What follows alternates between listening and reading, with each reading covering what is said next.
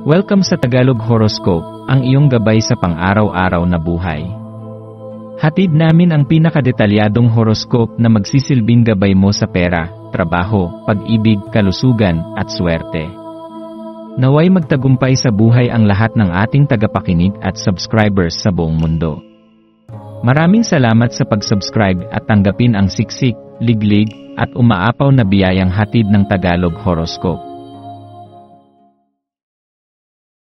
Ito ang iyong pang-araw-araw na horoscope para sa Virgo para sa Pebrero 19, 2025. Habang nagsisimula ang araw na ito, ang banayad na alon ng panahon ng Pisces ay dumadaloy sa iyong paligid.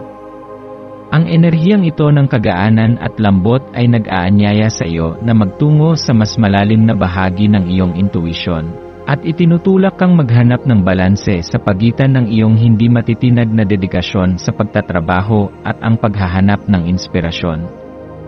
Sa kabila ng iyong mga tungkulin at mga layunin, hayaan mong ang enerhiya ng araw na ito ay magdala sa iyo ng isang sandali ng kapayapaan at kasiyahan. Habang ang panahong ito ay puno ng matinding pagsusumikap, ito rin ay isang pagkakataon na ang iyong mga damdamin at kalooban ay maaaring magbigay ng direksyon sa iyong mga gawain at hakbang. Bawat minuto ng araw ay nag-aanyaya sa iyo na magpahinga at tamasahin ang mga simpleng kaligayahan sa buhay.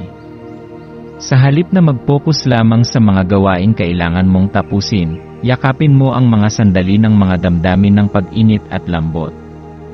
Minsan, ang pinakapayak na mga karanasan ay may pinakamalaking epekto sa ating kalooban, at ito ang pagkakataon mo upang magsimula ng mga pagbabago sa iyong sarili. Isipin ang mga maliliit na bagay tulad ng pagtanggi sa pagpanik, pagpili ng mga sandaling tahimik na pagninilay, o simpleng paghinto upang huminga at magpasalamat sa bawat hakbang na natamo. Ang mga hakbang na ito, bagamat maliliit, ay may malaking epekto sa pagpapabuti ng iyong kalagayan sa pang-araw-araw. Ngayong araw, ito ay isang napakagandang pagkakataon upang masusing pag-isipan kung ano talaga ang nais mong makamtan sa buhay. Pagtibayin ang iyong sarili na lumingon at magbalik tanaw sa mga bagay na nagbigay sa iyo ng kasiyahan at tagumpay. Sa sandaling iyon, magkakaroon ka ng mas malinaw na pag-unawa sa kung ano ang mga hakbang na kailangan mong gawin upang magpatuloy sa iyong landas patungo sa mga mas mataas na layunin. Ang oras ng pagiging introspektibo ay isang mahalagang bahagi ng proseso ng paglago at pag-unlad, kaya't bigyan ang iyong sarili ng panahon upang magmuni-muni. Pumili ng isang tahimik na lugar at hayaan ang iyong mga saloobin at damdamin na lumabas at magbigay liwanag sa iyong hinaharap.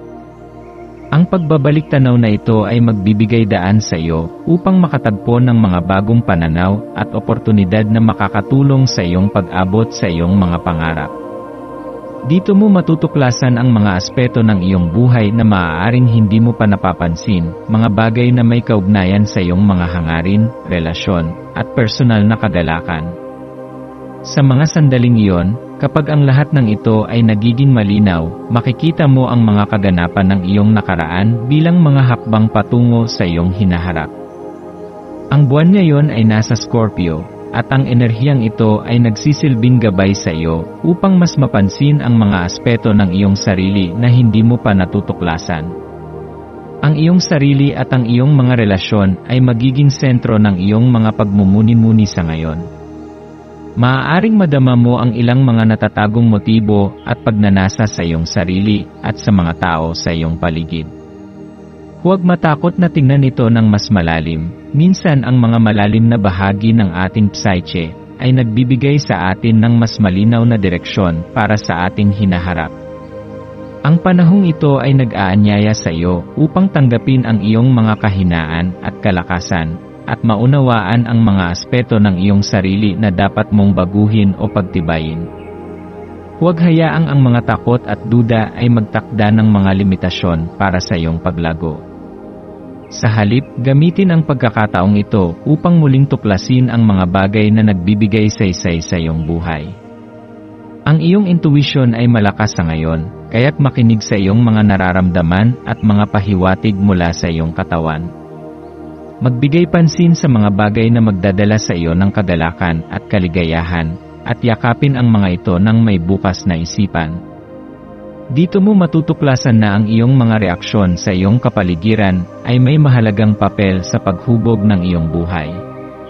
Ang mga detalye ng araw na ito ay magsisilbing mga pahiwatig upang ipakita sa iyo ang mga aspeto ng iyong sarili na matagal nang nagnanais ng iyong pansin.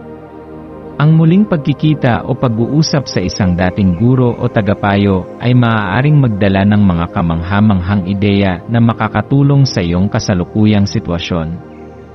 Ang mga pagninilay mula sa kanilang karunungan ay maaaring magbigay ng mga pananaw na hindi mo pa naisip, at makakatulong na pag-isahin ang iyong praktikal na kalikasan sa mga malikhaing posibilidad. Ang pag-uusap na ito ay maaaring magbigay liwanag sa mga aspeto ng iyong buhay na natutulog o hindi pa nabibigyang pansin. Maaari mong maramdaman ang isang bagong daloy ng ideya na makakatulong sa iyong paglago sa personal at profesional na buhay. Ang mga pag-uusap na ito ay hindi lamang isang pagkakataon para matuto mula sa iba, kundi ito rin ay isang pagkakataon upang magbukas ng mga bagong pinto ng oportunidad. Hayaan mong ang kanilang mga salita ay magbigay inspirasyon sa iyo upang mapagtanto ang iyong tunay na layunin sa buhay at maging gabay ito sa iyong landas. Ang bagong kaalaman at pananaw mula sa mga mentor na ito ay magpapaalala sa iyo kung gaano kahalaga ang pagkakaroon ng tamang gabay sa bawat hakbang ng iyong paglalakbay. Ang mga taong ito ay hindi lamang nagbibigay ng kaalaman, kundi rin nagpapakita ng mga posibleng direksyon at alternatibong pamamaraan upang magsimula ng mga bagong kabanata ng iyong buhay. Habang lumalakad ka sa iyong araw, bigyan ng puwang ang mga sandali ng kagalakan at kasiyahan. Huwag hayaang ang mga seryosong gawain at responsibilidad ay mawala ng pagkakataon na magbigay saya at aliw sa iyo. Isipin kung paano ang pag-focus sa mga magagandang bagay sa buhay ay maaari ring magsilbing katalista ng iyong mga ambisyon. Kapag nararamdaman mong magaan at masaya, magiging mas madali para sa iyo na magtagumpay at makamit ang mga layunin. Bawat hakbang ay isang pagkakataon upang ipakita ang iyong kakayahan at dedikasyon, kaya't mag-alin ng iyong panloob na kalagayan sa iyong mga panlabas na gawain. Sa ganitong paraan, ang bawat hakbang na iyong gagawin ay magiging mas magaan at mas matagumpay. Maglaan ng oras upang tamasahin ang araw at yakapin ang iyong mga damdamin, dahil ito ang magdadala ng tagumpay sa iyong mga ambisyon. Ang araw ay puno ng potensyal, kaya't samantalahin ang bawat pagkakataon upang magbigay halaga sa iyong sarili at sa mga bagay na nagbibigay saya. Ang iyong maswerteng kulay sa araw na ito ay berde, na sumisimbolo ng kasaganaan, pag-unlad at buhay. Ang berde ay nagbibigay inspirasyon upang patuloy na magtagumpay at magbukas ng mga bagong pagkakataon sa iyong buhay. Magandang isama ito sa iyong pananamit upang ipahayag ang iyong pagnanasa sa tagumpay at pag-usbong. Ang iyong maswerteng numero ay 3, 7 at 12. Ang 3 ay nagsasabi ng pagsasama at harmonya, ang 7 ay simbolo ng espiritual na pag-unawa, at ang 12 ay sumasagisag ng mga bagong pag-asa at mga tagumpay na paparating. Ang maswerteng gawain mo sa araw na ito ay ang paggawa ng isang listahan ng mga bagay na nais mong makamtan, pati na rin ang mga hakbang na kailangan mong gawin upang makamit ang mga ito. Isulat ang iyong mga pangarap at layunin at maglaan ng oras upang suriin kung paano mo maisasakatuparan ang mga ito.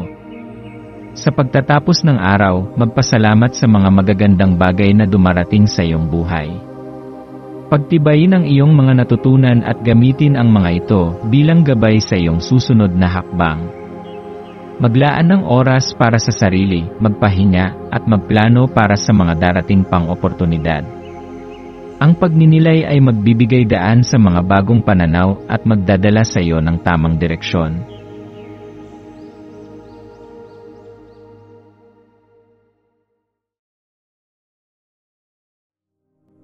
Tayo ay magkaroon ng kaunting sandali upang ipagdasal ang lahat ng mga dalangin ng ating mga subscribers. Nasanay matamo nila ang kanilang mga pinapangarap sa buhay, magandang trabaho, mabuting kalusugan, payapa at masayang pamumuhay, at siksik, liglig at umaapaw na biyaya at kayamanan.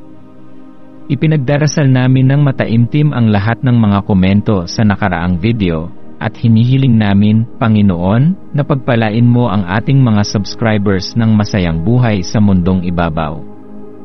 Maraming salamat po.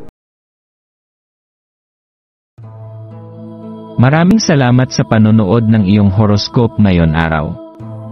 Naway gabayan ka ng mga bituin sa iyong landas. Huwag kalimutang mag-like, share, at subscribe para sa iba pang cosmic na kaalaman. Hanggang sa muli, manatiling konektado sa universo.